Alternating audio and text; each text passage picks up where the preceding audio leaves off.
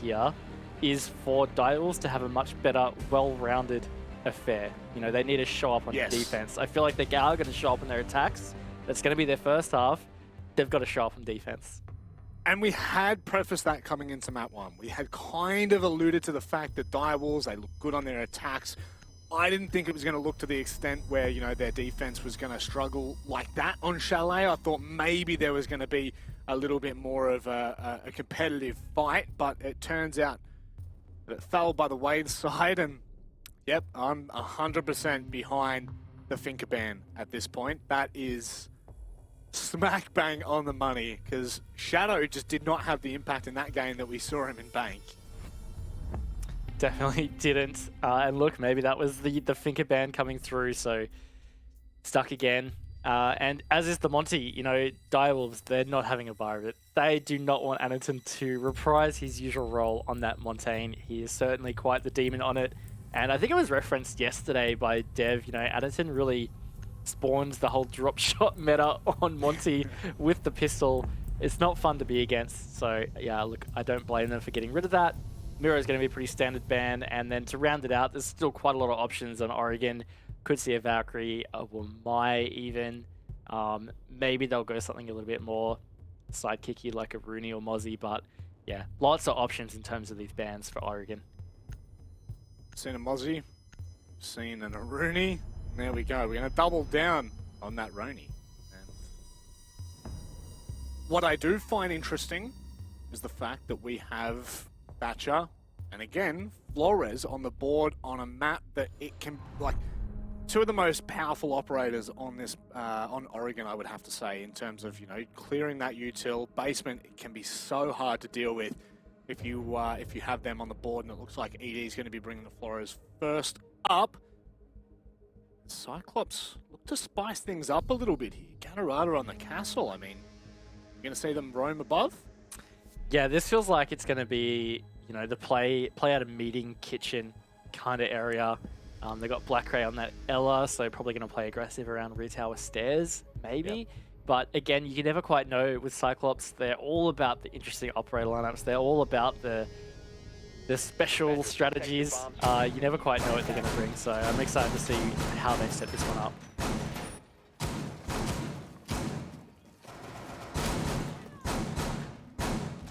Taking a look at how things start to pan out, like that from Gator there, the bulletproof camera. Kind of give them an insight into Electric and also the default plan just outside of it. What's really interesting is the fact that that won't really be able to be shot off unless you go ahead and punch it or drop a nade on it of some sort. Because that is in a position where you're not really going to be going for that late game, I'll tell you that right now. However, looks like we have got a little bit of an extension above. Doesn't look as heavy as what I thought it was going to be. I thought we were going to see a full send. There's certainly, I think, 3 players up there at the moment, maybe 2 on top of the second floor. So Direwolves, I mean, we know how quick they can be in approaching this, but they've got a lot to do. Yeah, they do, but to that point, Cyclops, they have extended, so even if they end up dropping back or not even hard sticking it, Direwolves are going to have to be really thorough with these entry drones. They've going to have to make sure they're getting a lot of info. They've got 9 at least, so, you know, they didn't really lose a whole lot in that prep phase. But you know that they love these quick entries. They love to try and make an impact with their entry picks. So even just a little bit of pressure from Cyclops here, I think is going to be super critical to this defense working out. Already Peeker inside the building. Jackie will be next to follow. ED now taking from Small Tower across. 2 players, one in dorms, and it looks like the other toward Attic that'll be able to hold that pit position and ensure that Beating is not given up for free and has even more bodies watching it, even more crosshairs on their line. Addington looking to get aggressive around that hallway as well. Feels like opening pick might be coming this direction, but no, he's going to drop down. Gator backing up on the stairs as Suzu's actually found that opening pick onto Jackie Wu. He's almost traded back, but he manages to make it back alive. So first 90 seconds here, working beautifully for Cyclops as Gatorada's backed up with another. Souffle couldn't find the timing on Gatorada as he fell back. Oh no! No, my goodness! There were 2 opportunities, 3 opportunities for Souffle that have now fallen by the wayside. They've spotted the barricade. An interesting one at that. Certainly cuts off that rotate to Pillar once you drop an E, and I'm sure that's going to be a murder box when it comes down to it. But 2 players low for Cyclops, 3 players up for Direwolves. This is certainly favouring the defense. Definitely is, but I think still a manageable position. You know, when you got 2 players that low, just one shot to attacker weapons, it is definitely manageable, but Direwolves just really have to continue to set up beautifully here. Using these Roteros to clear the castles is certainly going to help, but you can see Cyclops' positions. They are very well spread out across sites here. It's going to be very tough for Direwolves to kind of pick this to pieces. Yeah, Gator wasn't completely spotted there. He had an opportunity to find the kill onto Souffle, which is now gone.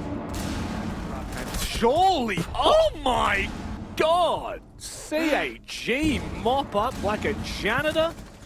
And that is the start you want if you're a Japanese fan.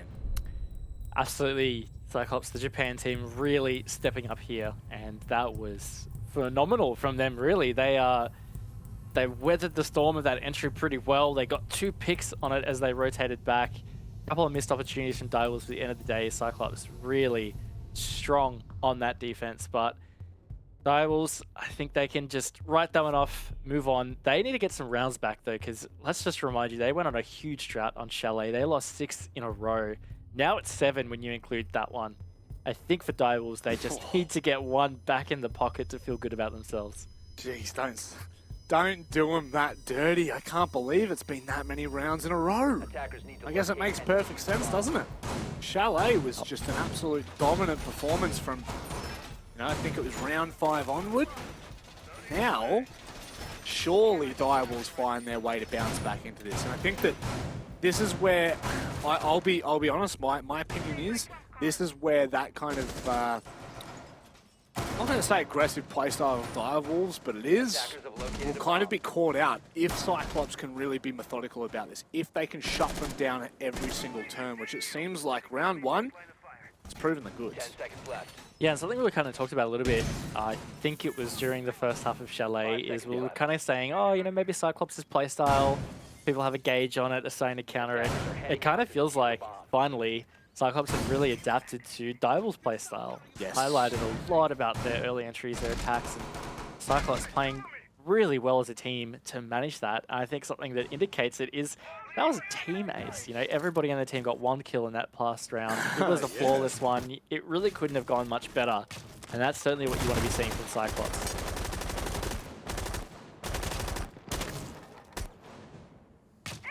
Fantastic point as well, and I guess it was close. It was very close for Cyclops to actually lose those opening engagements. Both players were so low there, and Direwolves just couldn't find themselves in a position to trade out. Now with this extension, I really like that from Cyclops. They're going to play down in dining that's extended with a reinforcement on the wall to allow them to kind of sit there and play and bide time. I don't know whether they're still there. Actually, there's 2. They've got 2 players that have pushed all the way across towards Small Tower, and I don't know how much they're going to be able to hold for. Jackie Woo, that sounded disgusting. I don't know whether it was just shots through the barricade or not, but regardless, it's now meant that Cyclops have got 2 players that, really, they may have no impact at all, but what is this? Every single time you count Cyclops out, that is when they pounce. Yeah, a bit of a missed op there from Jackie Wu. Felt like he kind of really could have cut off Suzu in particular to that dining position. Now he's kind of just face-checking it, not really sure what he's facing. Suzu's low. This is a really important engagement. And Gatorada creeping up on the flank. No drones to watch. He fires 2, Rob. And like that, Pika, he's got it all on his shoulders and so much time. This is not good. They were so tunnel vision then it was not even funny. Pika, fortunately, with 2 drones on the board, can maneuver them around, gain some intel, but that's really all that he has going for him right now. Kid is not in his possession. There's 4 players alive for Cyclops. And that, and it's done. Thought that was going to be 1. Never mind. Pika gets shut down immediately after. This is solid from CAG. Yeah. That was a pretty good round from them, but also, big mistakes from Direwolves, massive mistakes. Like you said, really tunneled on just trying to get the entry in through dining, and it collapsed at that point. The round never really went anywhere for Direwolves, and that starts to get really worrying. You know, Cyclops are going to go to kitchen dining here. It's a bit of a surprise. You know, more teams will go kitchen and meeting. But sure, Direwolves might win this one, but I don't think that's a massive amount of celebration, other than the fact they would have finally run around. Yes. But it's Dorms and Laundry. They need to be getting attacks on here, and the fact that they just got absolutely demolished in the last two is a really big red flag. Yeah. It certainly is, and I guess we are starting to get significantly worried for Direwolves. I mean, that hold from Cyclops, really enjoyed this. Now, the dining defense, the extension into showers. I mean, more often than not, we have been seeing a lot from APAC South where we're extending toward meeting instead. So this might be a little bit of a spanner in the works for Direwolves, but you know that they'll be, well, they should be. I find myself catching a lot of the words that I'm using here, but it should be something that they can deal with. Attackers are moving to defuse the bomb. Certainly would hope so. And now, just so important for Direwolves to find a better start to the round here, because that's really what has been going well for their attacks. And Jackie Wu contesting with Black Ray. Black Ray so aggressive. Wow. Shut down. At least that is an opening kill for Direwolves. Something to build from here. And bit by bit they will. Have to. This is a much slower approach from what we saw on the other two maps. Chalet and Bank, both explosive from Direwolves in terms of really taking a lot of that room away. They're still keeping somewhat of that pace up, but it feels like, honestly, Cyclops has knocked the wind out of them. They are not feeling like that same kind of aggressive team in the early rounds that what we were getting used to. What is going on in Dining there? I don't think they know. Bit of a dance, but no, look, Direwolves progressing pretty decent on this attack now based off that opening pick onto Black Ray. And it's an on the clash, you know, it's not something we really spoke a lot about, but he is quite a proficient shield player. We talked about his prowess on the Monty. Well, he can certainly play some clash as well, and that's going to be quite annoying to deal with for Direwolves. On top of some annoyances already, Gatorada threads the needle through the bus windows to take out Shadow. So already, Direwolves kind of getting put back in a box, and that's half the round gone. And it is. Suzu. Next up, I just like, again, highlighting CAG. Remembering that Direwolves have looked best on their attack. This is not what we wanted to see coming into map 3. We had all had high hopes considering that we've seen Direwolves on this map. We know that they can take the fight to any team in this region. They're just not really being given any opening whatsoever. And now they've looked to move back across to meeting and kitchen to try and open something up, try and be given some sort of avenue into this game. It just doesn't feel achievable. Cyclops are really shutting this down. Yep, really slow progress here, but Jackie Wu finally gets another pick to equal that man count. So coming into the 30 seconds, and it's just got the shield, you know, so it's really just two effective guns on the defense to manage. Flash is still certainly going to be annoying. Pika, he's in for a gunfight here in this freezer hallway. It's very important, but 20 seconds remain. You said the shield, but Anatun decides to whip out the side and go for a kill himself. 15 seconds to go. Rotating back across, Anatun can just give all the information that's needed here. Catarata, 10 what seconds position remaining. can he find himself in? Might be able to deny this plan here, but he needs Anatun to get into position. Oh, what is the timing on that? Activating diffuser. The kit was stuck and Anatun can't get anything done. Direwolves are being given their first round on Oregon. It's something that they needed. Boy, did they need it. Even that one felt like they kind of brought it back from the brink, because even with that opening pick, Cyclops did a really good job of swinging the favor back in their court. But no, again, Direwolves, good to finally get around on the board, but these next two are going to be so crucial. They need to get one of these, Laundry or Dorms. A 2-4 half at worst is what Direwolves really need to face as they move to defense. So what have they got? Looks like it's going to be the same setup, or same lineup at least, from Cyclops on this Laundry. And it is time for Direwolves to dig deep, stick their heels in and just go for it. Absolutely need to. As you said, 2-4 is 100% achievable. It is definitely achievable. But building from here in a round that kind of just was so uncertain until the very end.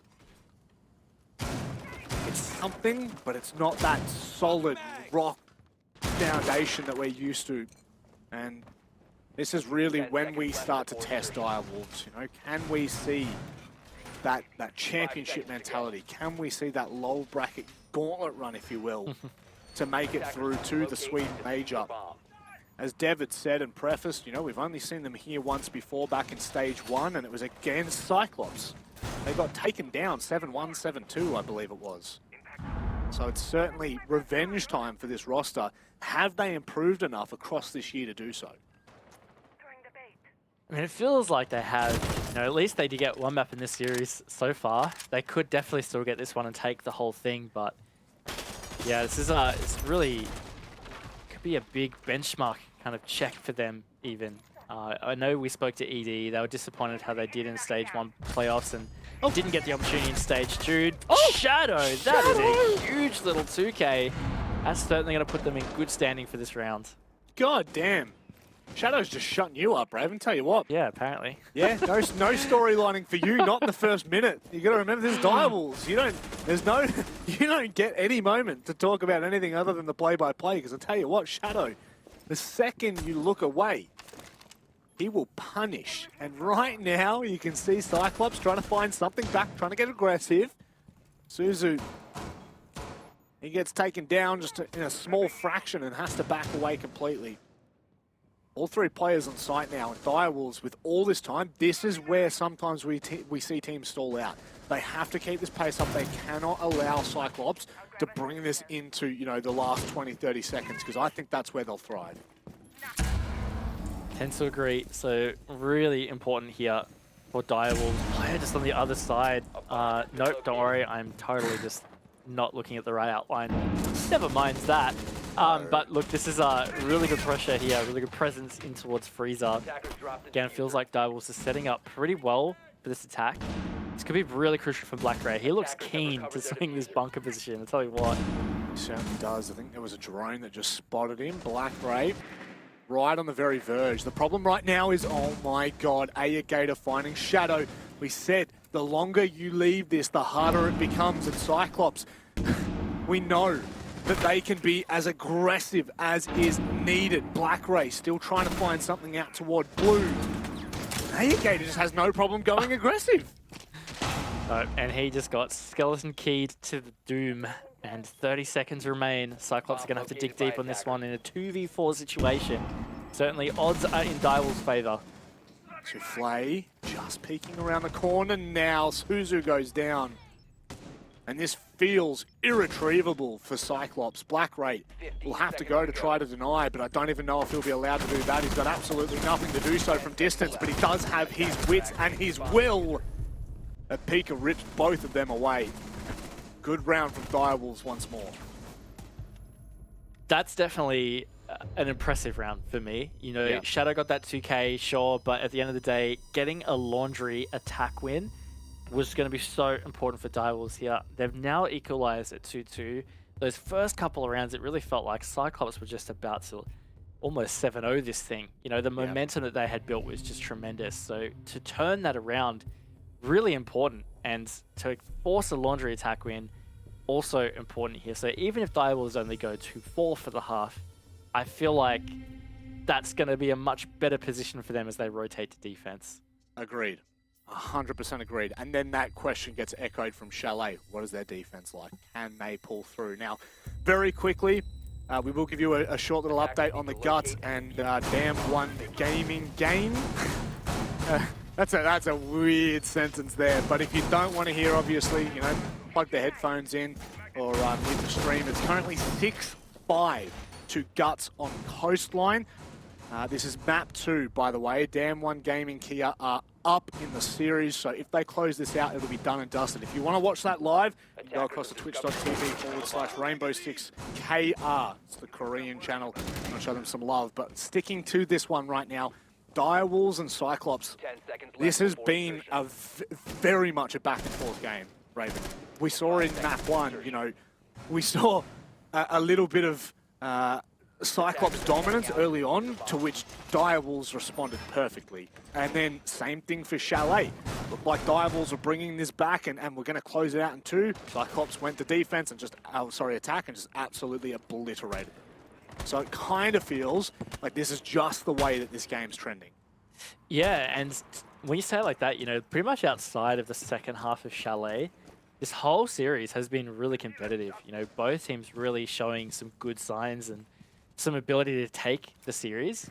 We've still got a lot of Oregon to play, but it's been, yeah, really great to watch. And right here, we've got a good contest on Oregon. Again, Direwolves started to pick up this momentum on their attacks, and it has been through some really good opening entry phases yet again. It's kind of characteristic of how their attacks tend to play out. Yep. If they get that smooth entry, they get the map control, they find a couple of opening picks. Very rarely do they seem to lose it from that point on. It's certainly a momentum gainer for them, isn't it? It quite literally is, want to say do or die. It's you either succeed in the early parts of the round and you end up taking it, or you just absolutely get obliterated here. So Cyclops are playing a little bit more defensive, and by a little bit I mean a lot more defensive, not trying to give them the opening. I think that that's almost the right approach here, Raven. I think that 100%, if you sit back and you wait for Direwolves to try and make a mistake, you might find yourself an opening. Because Cyclops have been aggressive for the last 3 rounds, it's a good change of pace. It definitely is a good change of pace. Maverick opened this electric hatch, but map control here, good from Direwolves. And also, you know, not overextending. They didn't really get the opportunity to try and go for any early engagements in the opening of that, or opening of this round. But they haven't overextended to try and force anything to happen just yet. They're really just getting themselves set up.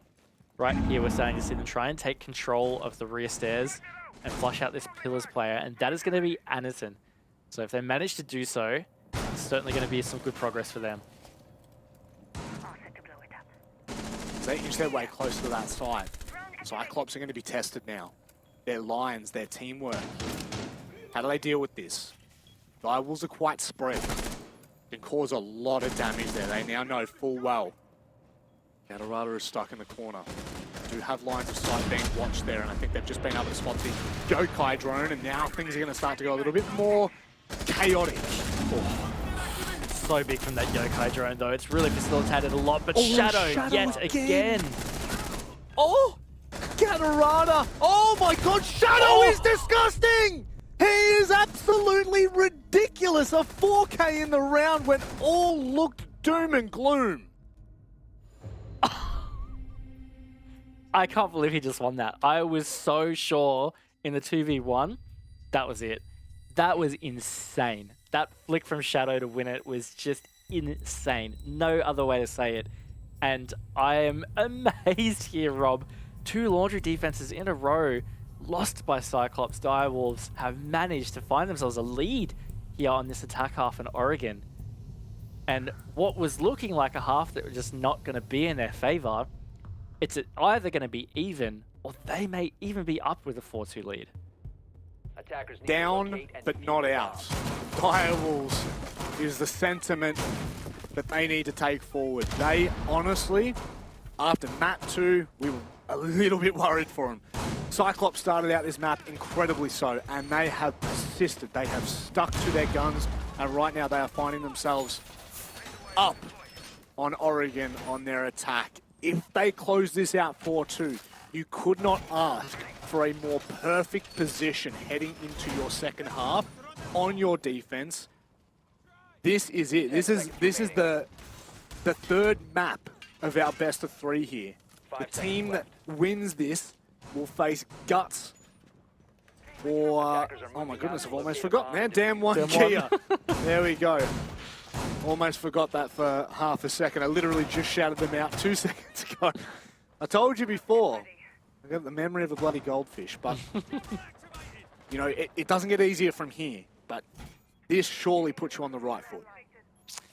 It does. This is certainly a good position for Direwolves to be in. Bomb If they located by manage to get attackers. this round as well, boy, you really would give them quite a bit of hope to be able to close out the series. Starting to get a lot of pressure in towards Cyclops.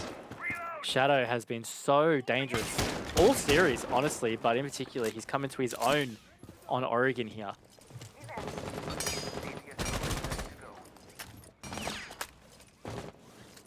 Player that really is just so terrifying. Seen it time and time again. And Souffle played that perfectly. Anitan had tried to get into a position to deny those X-Kairos that were placed on the dining wall. And you can see that vertical line there just gave him absolutely everything that he could have needed to set that up. Direwolves right now looking very good on this last attacking round. Yeah, really good attack process. It's looking night and day compared to previously. You know, they were really tunneling a lot in these earlier rounds, but this has been good so far. They're covering some good angles here. Pika putting some decent damage onto Black Ray. Does take him quite low. And just trying to flush out these shower positions. Mostly Gator. Black Ray playing in the 90. This is an important engagement, but CAG came out on top of that one. Oh, he's going to be careful from behind. He gets flanked by Suzu, but it doesn't matter because the rest of Direwolves are ready and waiting. And once again, it's Shadow who is stepping up in the frag department. He is opening these rounds. Suzu has absolutely no idea. Shadow finishes the first half on double digits. Unreal. He's really just... He's kicked it into another gear. Again, you know, he's been solid this entire series, but these last two rounds in particular, standing up and making some serious impact. Dire was taking that half 4-2. Just felt out of the realm of possibility. Yeah. 4 rounds in a row, in fact. Let's call it out here. Cyclops were up 2-0, and it just felt like it was a completely different game. But now I'm just not so sure. If Direwolves can double down on these defenses, they may well progress through this series. They have. How thankful do you have to be that Shadow is now being picked up on your roster? How grateful can you be? An excellent addition to what was a team that really, stage 1 and 2, had shown us that they deserve to be in APAC South after so many questions had been asked about them. You know, were they up to scrap? Were we expecting them to finish anything outside of, you know, the bottom 3, bottom 4? And I tell you what, every single stage they have surprised us. Every single stage they have put up an incredible fight. And right now they are doing so against one of the best that APAC have to offer. CAG are no slouches by any means, but the story now ends here for one of these teams. This is the last half of regulation. CAG on the attack. You know, those of us that may not have joined the initial death segment as well, remember this isn't just about the major for CAG. This is about a potential SI berth. You know, if they want a chance to get the SI points to finish in top 16 globally, to get straight to SI without having to play qualifiers, they need to get to the major and they need to actually have a chance to challenge for more SI points. So this is really crucial for them. Getting knocked out here, I think it seals the deal. They will have to go through qualifiers. So really big opportunity for CAG and a lot of pressure for them to try and turn this around. It certainly is. Looking right now, there's really liking this from Direwolves and CAG. CAG have actually played this really well in terms of being able to clear off all the utility. Both shields now gone. Pika's been stuck in blue. He's going to be careful if he gets swung. But it's Shadow again that opens things up. Black Ray goes down. Jackie Wu now injured. This is going absolutely chaotically, but exactly how we expected it. Oh, this is quite wild. 2 players down, battling for the revives here. I think in particular Black Ray is going to be really hard to salvage, but Direwolves not pushing for it. It's being covered. Might be saved. 4v3, potentially 4v4. You're feeling the flank here, Rob. 100% I am, but he's shut down. Souffle. He had the opportunity to flank. The smoke doesn't reach its mark, and Shadow's now stuck in the corner. Anitan on full HP. He's just going to be careful that he doesn't get swung from AD. Direwolves are... They are flying right now. Cyclops have to stop this bleeding. Got over a minute to make something happen. Still 3 players up, 3v3. HP advantage actually in favor of Cyclops. There's certainly still a lot going for them on this round. Gatorada, he's going to round the corner to 90. Of course, it's been reinforced, though. He's the only hard breach, besides actually a secondary hard breach on Black Ray. So they may decide to kind of jiggle this around and make something work. Taking pillar control is Black Ray. They're setting up okay for this attack. Direwolves, are they ready to weather this storm of Cyclops' final push for this execute? ED's going to find the perfect timing onto Black Ray. Hard breach device does go off. Gatorada, not greatest position. He's got a line that can watch directly through the freezer, but it doesn't make a difference because Cyclops, they are the team that need to make the move. They don't know that ED's still in that position, and he's going to be the one to close it out. Direwolves, they take their first round on the defense, and it sees them go to 5-2. Unbelievable. What a series we have seen. Up until round 3 of this map, Cyclops, they had gone 8 rounds consecutively, and now Direwolves have gone 5 rounds consecutive themselves. They are 2 rounds away from actually winning this entire series and progressing through the lower bracket. Really digging deep here. That was a great defense on Laundry. And now they're going to move to Dorms, and more pressure mounting on the shoulders of Cyclops. That's it. What's terrifying right now is Direwolves essentially have, 2 sites that they have to go to, either Dorms, which they're going to now, and then meeting or dining, or they can re-attempt Dorms, depending on whatever they decide to do. But they have 5 rounds to work with just to get OT. 5 rounds. Even if Cyclops goes absolutely monstrous, if they go nuclear in this series, Direwolves are only 1 away from forcing OT, and then that one's almost in the books from there. If they can find Dorms or dining or meeting right now, the pressure that Cyclops will be under is immense. Absolutely will. And you know what, if Direwolves get this one, it will be 4 rounds consecutively needed from Cyclops when, I mean, they've only found 2 for this game. And they haven't found one for a long time. This is just starting to blow my mind a little bit, but Direwolves have just really switched gears. Standing up and making a name for themselves right here. Just looking at Addison on this Ying, though, I tell you what, if anything could make a sudden impact, it could just be that operator selection.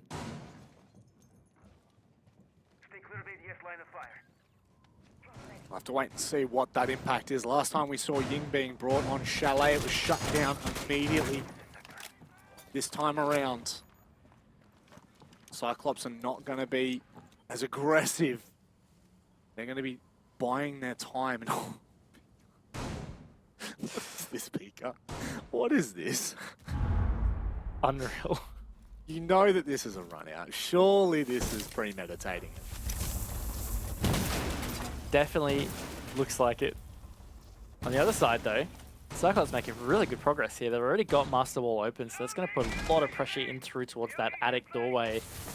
Jackie is protected by a shield, but still, not a comfortable rotate between. It cuts straight through towards Games. So to get that in the first minute, really good there from Cyclops. Pika, he has gone from that small tower position there, Manic, so it's not going to come into effect. Devastated. Absolutely devastated. Right now, Gator, just through the debris, is watching all the way to pit.